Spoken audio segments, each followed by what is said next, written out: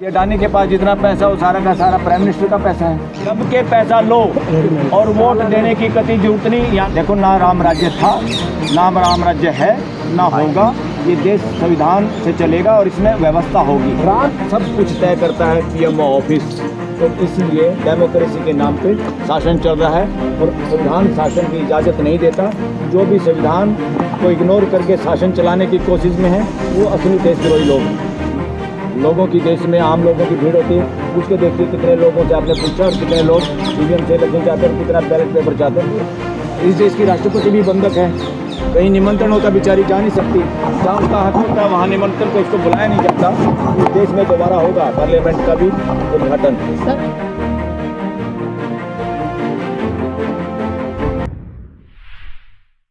कर दिया कि जिस भी इलेक्शन में थोड़ा सा भी गड़बड़ के चांस हैं, थोड़ी सी भी नॉन ट्रांसपेरेंसी है, थोड़ा सा भी लोगों को ये नहीं पता चलता कि वोट मैंने दिया किसको, गया किसको, अगर थोड़ी सी भी उसमें इस तरह की शंका है तो ईवीएम से इलेक्शन नहीं होगा। बाहर के देशों ने ऐसे कर दिया, वहाँ की कोर्टों ने। हम उम्मीद करते हैं इस देश की सुप्रीम कोर्ट भी समझे और एक्टिव हो, क्योंकि अभी इस देश को लग रहा है जितना सुप्रीम कोर्ट को एक्टिव होना चाहिए, इस देश की सुप्रीम कोर्ट उतनी एक्टिव नहीं है। और सुप्रीम कोर्ट को जितनी बड़ी जिम्मेवारी है इस देश के लोगों के फंडामेंटल राइट बचाने के लिए, फ्री एंड फेयर इलेक्शन कराने के लिए, उनको ज़्यादा भरोसा नहीं करना चाहिए इस वक्त। देश की आवाज़ और सारा माहौल को समझ के उनको immediate day to day, even दिन रात बैठ के सुप्रीम कोर्ट को हियरिंग करके और इस पर इमीडिएट फैसला सुनाने की जरूरत है। सुओ मोटो एक्शन लेने की भी जरूरत पड़े तो वो लेना चाहिए। आज नया क्या था इस पीसी में, क्योंकि लगातार पीसी तो हो ही नहीं है। तो आज नया ये था कि जहाँ भी इवन टाटा नमक हो, आप एडवर्टाइजमेंट सुनते हैं कि कुछ भी खाओ या कुछ भी मशीन लो, गाड़ी लो, ISI मार्का हो। अब देश में BIS है, आप गाड़ी भी लेते हैं, BIS स्टैंडर्ड है। भारत उसका इंडिया की बजाय बाहर कर दिया BIS स्टैंडर्ड। मगर ये वोटिंग जो मशीन है इन पे कोई स्टैंडर्ड लागू नहीं, कोई कहीं से लाइसेंस नहीं इस तरह का लिया। ये देश के लिए सबसे जीने और मरने की लाइन है इलेक्शन। देश के लिए, देश के लोगों का सबसे बड़ा अधिकार कोई है, सबसे बड़ी प्रॉपर्टी कोई है तो वोटिंग है, क्योंकि इससे लोग अपनी इस पूरे देश की व्यवस्था में भागीदारी करते हैं। ये व्यवस्था संभालने का काम अकेले प्राइम मिनिस्टर का नहीं है, वो तो एक नौकरी है, अकेले राष्ट्रपति का नहीं है। इनके भरोसे बैठ के देश आँख मूंद के सो नहीं सकता। ये लोग, अगर कुछ गलत लोग भी इन पदों पे पहुंच जाएं तो देश का बेड़ा गर्क हो सकता है। और आजकल जो भी कुछ चल रहा है देश में, सब लोग कहते हैं, इवन प्राइम मिनिस्टर, इस देश की राष्ट्रपति भी बंधक है। कहीं निमंत्रण होता बेचारी जा नहीं सकती। जहाँ उसका हक होता है वहाँ निमंत्रण को उसको बुलाया नहीं जाता। इस देश में दोबारा होगा पार्लियामेंट का भी उद्घाटन। सर ये तो और इस वजह से एक ही ऑफिस से काम चल रहा है देश का।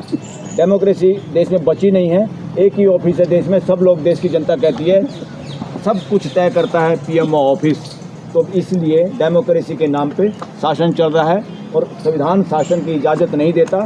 जो भी संविधान को इग्नोर करके शासन चलाने की कोशिश में है वो असली देशद्रोही लोग हैं। सर ये तो आप भी जानते हैं कि इस तरीके से ईवीएम नहीं हटेगी, फिर इसके पीछे मकसद क्या आप लोगों का? ये हमने कहा इस तरह से नहीं हटेगी। ये सब जानते हैं, हम भी जानते हैं। नो नहीं हटेगी सर। कैसे हटेगी बताइए? देश के अभी तो बताया सर्वे क्या हुआ है कि 90% लोग क्या चाहते हैं।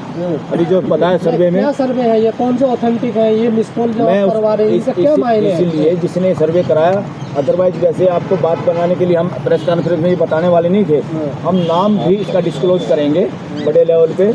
अभी हम उसको जानबूझ के डिस्क्लोज नहीं करें। अभी कुछ सर्वे और भी चल रहे हैं। अदरवाइज वो संस्था जो ये सर्वे कर रही है उन पे भी कहीं ना कहीं कोई अंकुश लगाएगा। इसीलिए हम थोड़ी सी गोपनीयता कुछ दिनों के लिए रखना चाहते हैं और हम पूरे भरोसे पे हैं और पूरा विश्वास है। आप भी जाके फिल्म थिएटर के बाहर, कहीं सब्जी मंडी में, कहीं अनाज मंडी में, जहाँ या भीड़ जहाँ होती है लोगों की, देश में आम लोगों की भीड़ होती है, पूछ के देखिए कितने लोगों से आपने पूछा और कितने लोग ईवीएम से इलेक्शन चाहते हैं और कितना बैलेट पेपर चाहते हैं। पूरा देश में यह हवा है। अब तो ये लोग निकलेंगे और सारे संगठन, हर तरह के संगठन, पूरे देश का कोई ऐसा संगठन, जिन लोगों से हमारी बात हुई, एक ने भी मना नहीं किया। सारे पूरे उत्साहित हैं, पूरे साथ हैं इस आंदोलन के साथ, इस प्रोग्राम के साथ, क्योंकि ये देश की असली बात है, ये ढंग की बात है। ईवीएम हटाओ, देश बचाओ, बैलेट पेपर से इलेक्शन कराओ और ढोंग से देश को बचाओ। सर ये नंबर बहुत कम ही है, 4,65,000 का नंबर दिया गया है। पूरे देश में 140 करोड़ की आबादी है, आपका नंबर बहुत कम आ रहा है। ऐसा है और नंबर भी और लेने पड़ेंगे। मिस कॉल के नंबर और लेने पड़ेंगे। वो लगातार अभी आप देखोगे तो मोबाइल पे टका टक इस तरह से मिस कॉल आ रही है। फंडिंग कहाँ से हो रही है आपको? अभी किसी के यहाँ से फंडिंग नहीं हो रही, सब हमारी पॉकेट से हो रही है, जितने लोग इसमें शामिल हैं। और ना फंडिंग की इसमें जरूरत है, ये लोगों का आंदोलन है। ये फंडिंग करके कोई लोगों को बहकाना फुसलाना थोड़ा है, या झूठा प्रचार थोड़ा करना है। ये लोगों का आंदोलन है, लोगों के दिल की बात है, इसलिए इसमें बाहरी फंड की जरूरत भी नहीं है। और जो लोग इसमें लगे हुए हैं वो अपनी जेब से इसमें इतना भारी कोई खर्चा भी नहीं हमने किया। इससे ये पता चलता है आप लोग भी कितने उत्साहित हैं और हमें प्रेरणा दे रहे हैं कि आप प्रेस कॉन्फ्रेंस के साथ साथ सड़क पे उतरें और जन आंदोलन चलाएं। ये बिल्कुल हम आपकी बातें सहमत हैं, उसकी तैयारी हो रही है और लोग तैयार हैं, चिंता मत करो। देखो, ना राम राज्य था, ना राम राज्य है, ना होगा। ये देश संविधान से चलेगा और इसमें व्यवस्था होगी, मानवीय व्यवस्था। प्रधानमंत्री ने कहा राम ही विधान है। प्रधानमंत्री एक आदमी है, उसकी एक वोट है, उससे ज़्यादा उसके पल्ले भी कुछ नहीं है। देश के लोगों के पास वोट है, हर आदमी उतना शक्तिशाली है जितना प्रधाधानमंत्री है। गारंटी चल रही है देश में सर, मोदी जी की गारंटी चल रही है उनकी। किस बात की गारंटी? मोदी गारंटी चल रही है, गारंटी प्रचार चल रहे हैं एकदम। अरे इतना सारा पैसा, इतने सारे चंद पूंजीपतियों को सब कुछ दे दिया, और उसमें से जो कमीशन है, बार बार लोग बोल रहे हैं, बड़े पॉलिटिशियन नेता, जो सारा का सारा, एक तो सत्यपाल मलिक जो गवर्नर थे, उन्होंने तो बता ही दिया कि अडानी के पास जितना पैसा वो सारा का सारा प्राइम मिनिस्टर का पैसा है। अब ओपनली कह दिया ये बातें, और देश के शीर्ष स्थान पर बैठे हुए लोगों को और आम लोगों को सबको पता है। अब मैं तो देश की जनता को ये रिक्वेस्ट भी करना चाहता हूँ, अपने देश के लोगों को, वोटर को भी और युवाओं को भी, जिन जिन के पास काला धन है उन सब से जब इलेक्शन में आए तो पूरा बटोरो, चिंता मत करो। ये आपका पैसा, आपका लूटा हुआ पैसा चंद लोगों के पास है, वो पैसा दब के लो। क्या के मोदी जी सत्ता में आए थे, दब के पैसा लो और वोट देने की कतई जरूरत नहीं। यहाँ ना तो किसान 6,000 लेके वोट देगा, ना कोई निःशुल्क राशन वाला वोट देगा, ना कोई राम के मंदिर पे वोट देगा।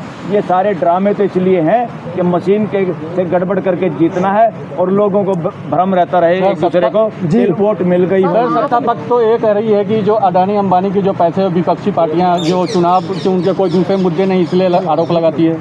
अरे क्या देश में प्रियम्बल ये कहता है संविधान का, देश में आर्थिक समानता होगी, और आर्थिक समानता तब होती है जब आर्थिक नीतियाँ सही बनाई जाएं। और आर्थिक नीतियाँ का मतलब क्या है? आर्थिक नीतियों का ये मतलब है हम उसी तरह के कार्यक्रम बनाएं कि जिससे हर आदमी काम कर पाए, हर आदमी को काम करने की छूट हो, अगर सबको हिस्सेदारी मिले आगे बढ़ने के लिए, ताकि धन संचय एक जगह ना हो। और धन संचय कैसे हो रहा है, किन लोगों के पास धन संचय हो रहा, आप अंदाज़ा लगा लो। इस देश के सारे जिन लोगों को चेक एंड बैलेंस करना होता है इन कंपनी के ऊपर, इनकी नाक में नकेल रखनी होती है, उनके तो सारे रिटायर्ड बड़े बड़े अफसर नौकरी छोड़ के इन लोगों की, इन्हीं पूंजीपतियों की नौकरी कर रहे हैं। इसका मतलब क्या है? वो नौकरी में बैठ के भी ठगी करवाते हैं, सिस्टम में छेद करवाते हैं। देश की जनता को पता नहीं होता, और देश की सुरक्षा करने का, आर्थिक नीतियों की सुरक्षा करने का, देश सब आर्थिक विकास सबका हो, उस पर काम करने की बजाय ये सारे लोग बिक जाते हैं, और बिकने के बाद भी अपनी नौकरियां पक्की करते हैं। उसमें काफ़ी लोग जुडिशरी के भी ऐसे ही हैं देश में।